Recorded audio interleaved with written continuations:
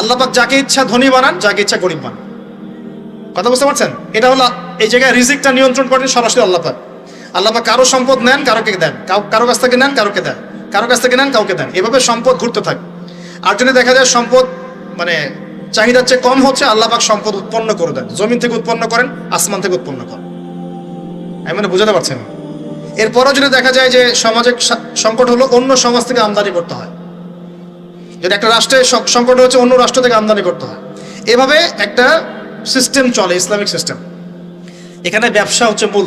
এখানে দায়িত্ব আল্লাহ নিয়ে নেন, কাউকে ধনী করবেন, কাউকে গরিব করবেন, সম্পদ ঘুরতে থাকবে, ঘুরতে থাকবে। এভাবে আল্লাহ পাক আপনার এই যে ধনী ব্যক্তি মনে করেন যে সম্পদ এখানে লাভ করেছে, এই ব্যক্তির উপর আবার জাকাত ফরজ আছে। কি আছে?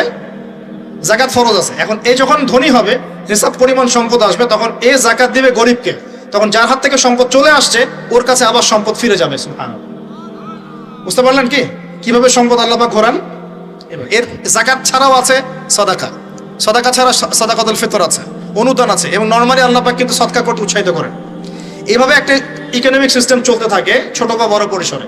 এইভাবেই মদিনা টিকে ছিল, এভাবেই মদিনার ইকোনমিক সিস্টেম চলতো নবী সাল্লাল্লাহু আলাইহি ওয়াসাল্লামের যুগে। তো সেখানে আরো একটা বিষয় এক্সট্রা ছিল যেটা এখন নাই, সেটা ছিল গনিমত। সেটা কি?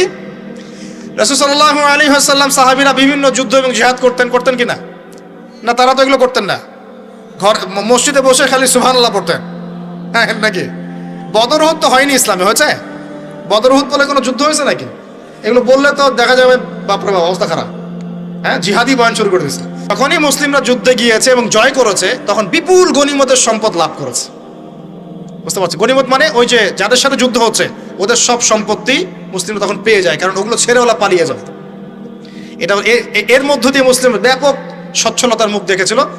খায়বারের যুদ্ধে জয়ের মধ্য দিয়ে মুসলিমরা প্রায় 1/3 সম্পদ পেয়েছিল আরবের মধ্যে।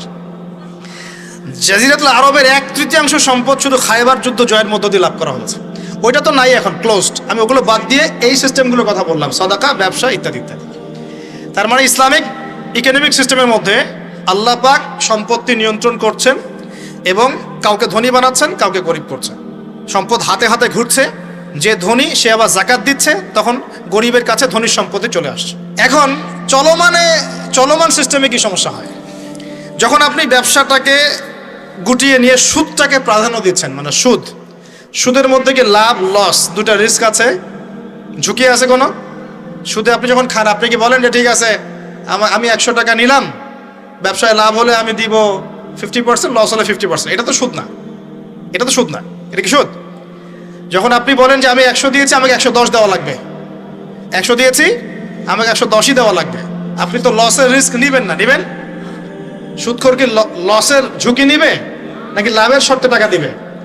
এখন যখন আপনি লাভ লসের ঝুঁকি নিচ্ছেন না, তখন একজন লাভ করা একজন লস করার কোনো সিস্টেম বাজারে থাকছে না। তখন সম্পদ ধনিক শ্রেণীর হাতে পুঞ্জীভূত হচ্ছে, তারা আস্তে আস্তে ধনী হতে থাকবে, গরিবরা আস্তে আস্তে গরিব হতে থাকবে। এরও উপরে যখন সে আবার জাকাত দিবে না, তখন ওই সম্পদ আবার গরিবের কাছেও ফিরে আসবে না। এভাবে সুদের মধ্য দিয়ে সম্পদ সংকীর্ণ হয়ে যায়, একদম একটা মার্কেট, সমাজ, রাষ্ট্র মেসাকার অবস্থা হয়, দেউলিয়া হয়ে চলে যাবে। একটা করে কথা বলেছিলাম, ফলেছিল কি অর্থনীতির কথাগুলো?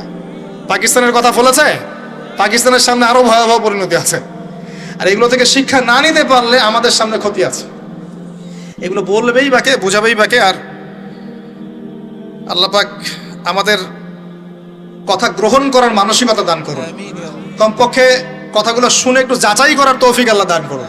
যাচাই করার পর যদি দেখা যায় যে হ্যাঁ ঠিকই বলেছে ছেলেটা, বা কিছুটা হলেও ঠিক বলেছে, ওইটুকু অন্তত গ্রহণ করার তৌফিক আল্লাহ দান করুন। একবারে যদি নেগলেক্ট করে দূর এইসব কথা শোনারই দরকার নাই, তাহলে তার কিছু হইল না। সমস্যা নাই, আমাদের কাজ কি? ফাযাক্কির ইন্নামা আনতা মুযাক্কির। আল্লাহ পাক আল্লাহর দ্বীনের দায়ীদের দায়িত্ব দিয়েছেন, তোমরা উপদেশ দিবে, তোমরা শুধু উপদেশদাতা। লাস্তা আলাইহিম বিমুসাইতির। কারো প্রতি তোমরা দারোগা নাও, চাপ দিয়ে মানাতে হবে, এই দায়িত্ব তোমাকে দেওয়া হয় না। জাস্ট বলে দিয়ে চলে আসে, সামনে আসে। ফাযাক্কির ইন্নাফাআতিয যিকরা। তুমি উপদেশ দিবে হে নবী। সায়াযাক্কারু মান ইয়াখশা। যে উপদেশ গ্রহণ করবে সে শীঘ্রই গ্রহণ করবে, যে আল্লাহকে ভয় করে সে শীঘ্রই উপদেশ গ্রহণ করবে ইনশাআল্লাহ তাআলা। প্রিয় ভাইরা, তো এখনকার চলমান বিশ্বের ইকোনমিটা হচ্ছে সুদ ভিত্তিক। এই কারণেই ইকোনমিক সমস্যাগুলো, মন্দাগুলো, স্যাংশনগুলো, করাপশনগুলো এগুলো সুযোগ থেকে যায়। আদারওয়াইজ ইসলামিক ইকোনমিক সিস্টেম পরিপূর্ণরূপে থাকলে এই সমস্যাগুলো হতো না। রমজান মাসে ওয়াদা নাম্বার 5, কয়টা ওয়াদা করছেন এই পর্যন্ত ভাই? 4টা। ওয়াদা নাম্বার 5 হচ্ছে রমজান মাসে যার যার জাকাত ফরজ হয়, জাকাত অবশ্যই জাকাত আদায় করে দিবেন ইনশাআল্লাহ।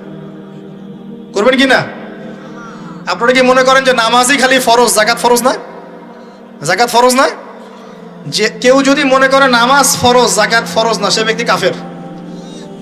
হ্যাঁ, আমার ফতোয়া না, যে কোনো আলেমকে জিজ্ঞাসা করেন না, যে কোনো মাযহাবের আলেমকে জিজ্ঞাসা করেন, যে কোনো মাযহাবে, মান ফাররাকা বাইনা সলাতি ওয়াজ যাকাত, যে ব্যক্তি সালাত এবং যাকাতের মধ্যে পার্থক্য করে সে ব্যক্তি মুসলিম মিল্লাত থেকে খারিজ হয়ে যাবে।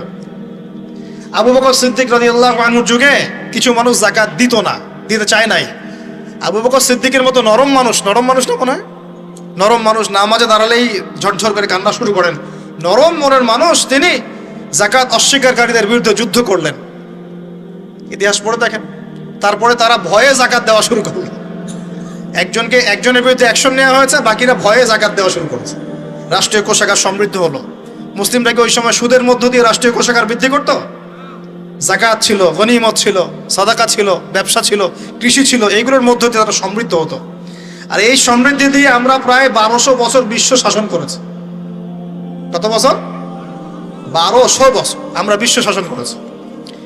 আর এখন আমাদেরকে চাইতে হয়, লোন দেন, এই করেন, সেই করেন। আমাদেরকে নিচের হাত হইতে হয়েছে, নিচের হাত। কি লজ্জা আমাদেরকে নিচের হাত হতে হয়েছে, ওরা এখন উপরের হাত।